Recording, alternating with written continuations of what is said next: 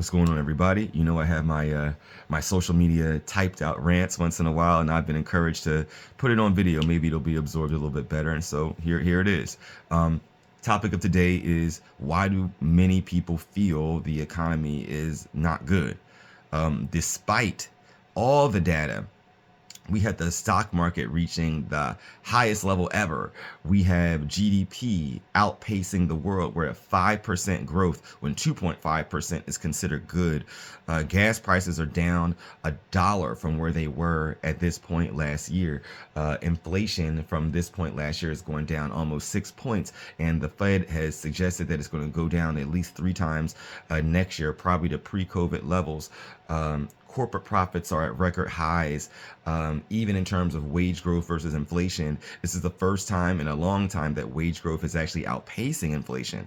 Unemployment is at record lows, or not record lows, but like at 3.7%, and that's really good in the economy. Black employment is at record lows. So why do we feel, you know what I'm saying, and I'm legitimizing people's feelings, but when it goes against all stated fact, it's just like, what's going on? I think part one of it is just this mentality that we have that like Democrats are just bad at economics.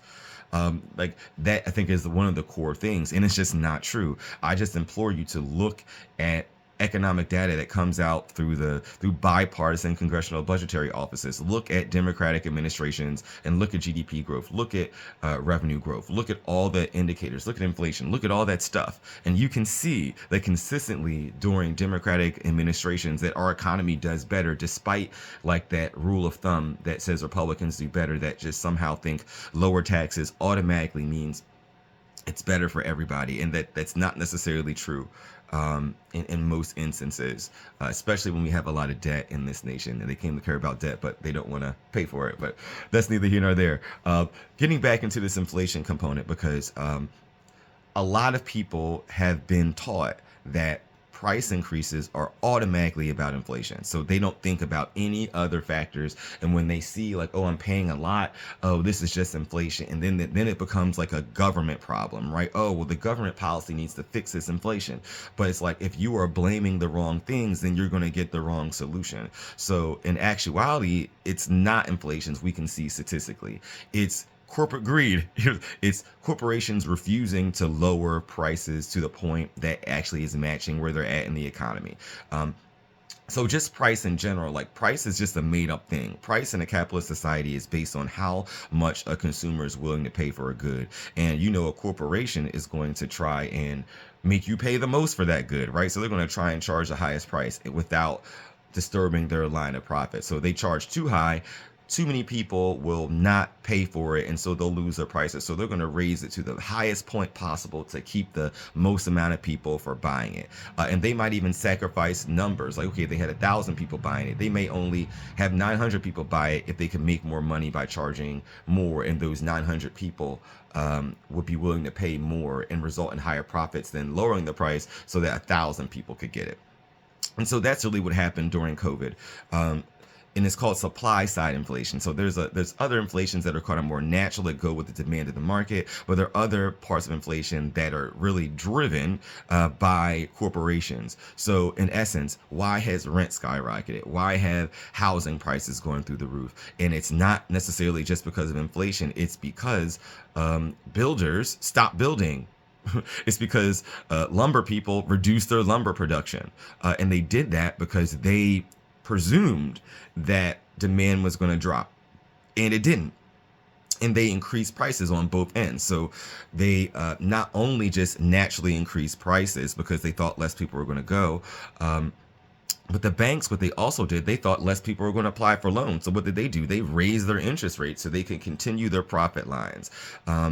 It's like I just said, like, so let's say they had sold 100 goods and at one price, and so they're like, oh my God, we're going to get a recession, so we might only sell 50 goods, but they don't want to reduce that profit, so they're going to double that price if they're going to estimate they're only having 50 goods, and then just blame it on inflation. And it's like them just literally trying to maintain their profit level. But let's say that, you know, they predicted that they were only going to sell 50, but they sold 80. But they sold 80 at that price point that 50 was going to make them the same amount of money. So that's literally what happened. That's why these corporations during COVID, like Amazon, were making record profit, because they both raised the price and they cut the scarcity of it. I mean, they raised the scarcity of it and interest rates raised. So like they were raking in the dough. And as the economy recovered even further, like now we're buying even more than predicted. And they just have not really lowered the prices. You know what I'm saying? Like that's the issue. They've assumed that the economy has absorbed and accepted these higher prices.